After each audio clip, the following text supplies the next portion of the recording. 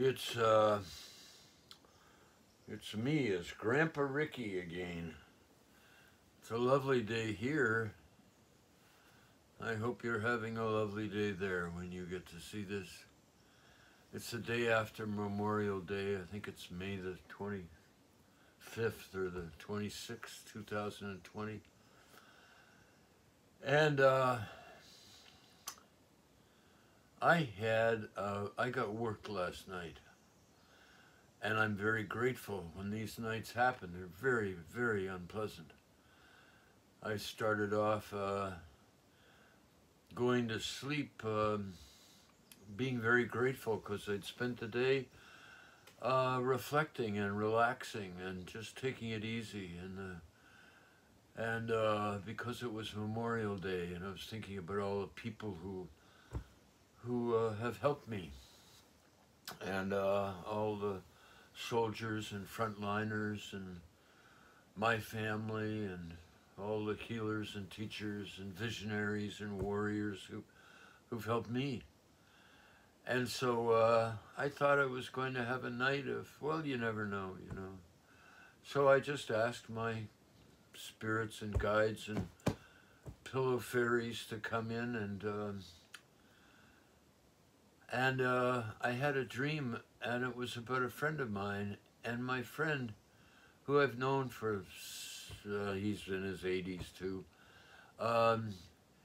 He in this thing just had committed a crime. He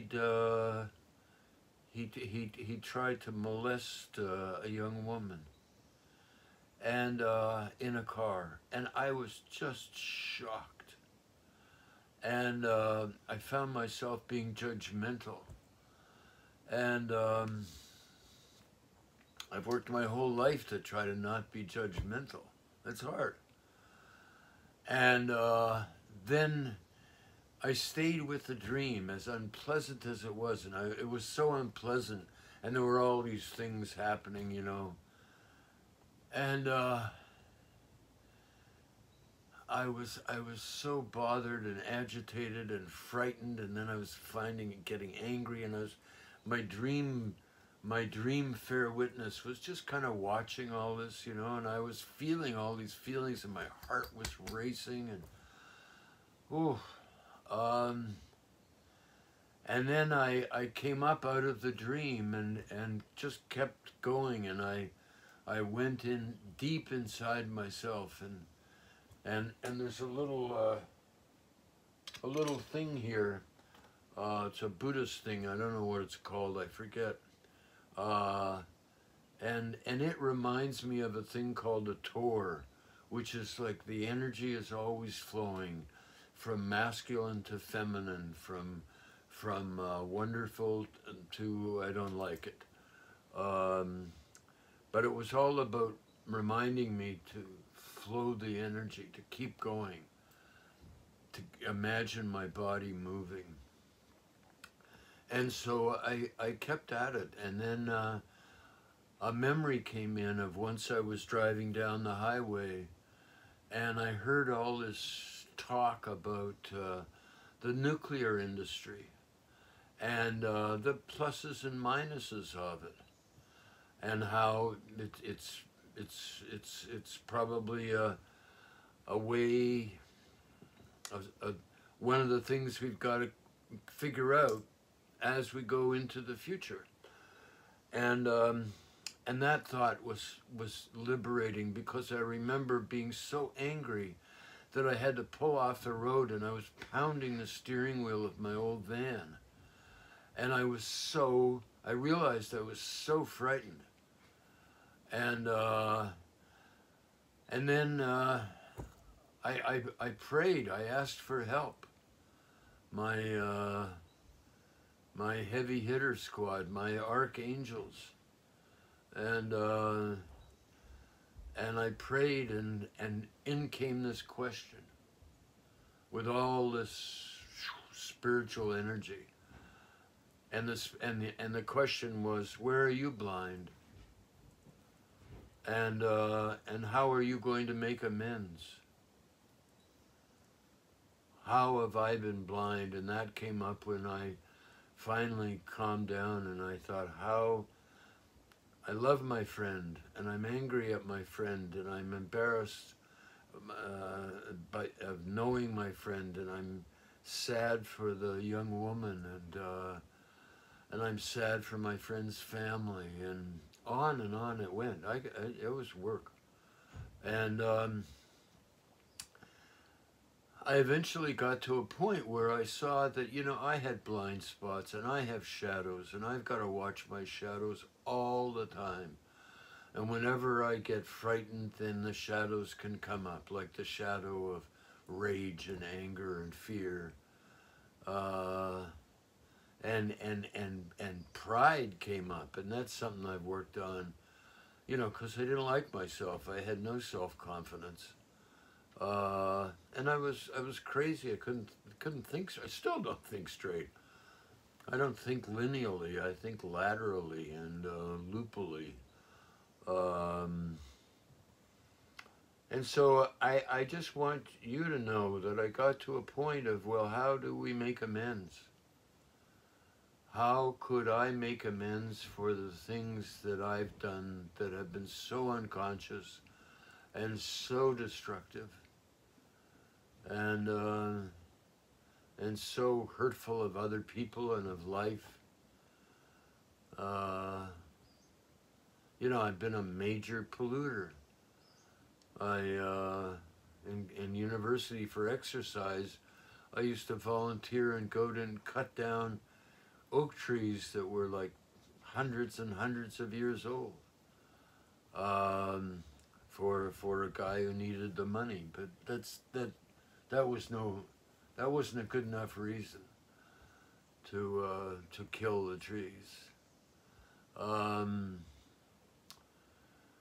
So anyway, I got to a point of, yeah, we all make mistakes, we all screw up, we're all frightened, we've all got shadows, and whenever I catch myself being angry at the government or somebody doing something stupid or something that blocks what I want to do, I get frightened, and then I get angry, and then I get insensitive, and then I get embarrassed that I'm having trouble, and then I get impatient at other people, and I don't like other people who are having trouble, and I only want everything to be great. Well, life's not like that.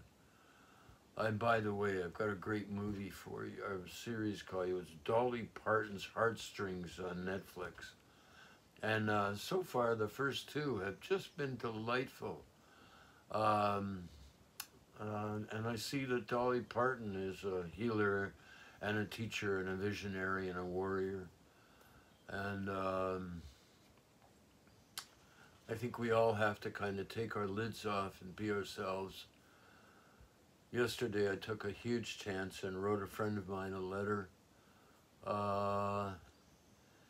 And in the letter was just things about me that I thought she would be upset about. And no judgment, you know.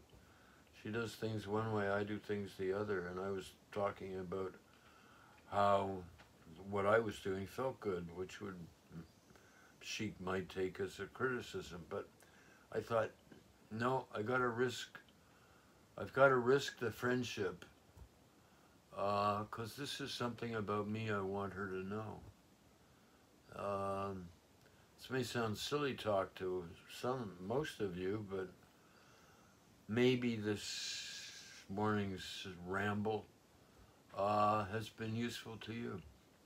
And this is my friend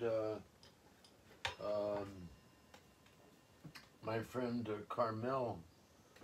Was given. It's a 500-year-old bowl.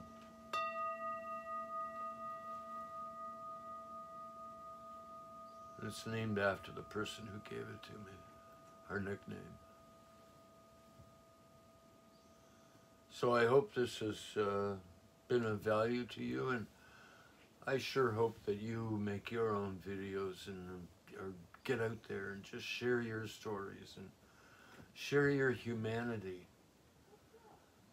Like, you know, we all make mistakes, and I notice in the world hardly everybody's blaming. So many people are blaming everybody else, and what, you did this wrong, you did this wrong, you did this wrong, and I say, yeah, that's how I'm learning, I'm sorry, and I'm making amends. Then, you know, I make amends as anonymously as I can. And maybe the other person that I hurt will notice, maybe they won't. But I'm not doing the amends for me, and my biggest amend, is I try to be different. I've hurt so many people and disappointed so many people in my life. And I've made amends by not doing whatever that was, if I could. Sometimes it takes a long time to stop habits, but I'm doing it. So I hope you have a wonderful time of this difficult time. This is turning out to be a wonderful time for me, despite the pain, because it's allowing me to really go into my inner universe and to build my spiritual energy and to remember how to talk to spirits and talk to trees. And I spend so much time being grateful, and I'm so thankful for all the people I know, and I think I'm thankful for everything. Everything, all that is. It's just there's so much good, and along with the bad. So there you go. More tomorrow. I'm going to talk to my cousins.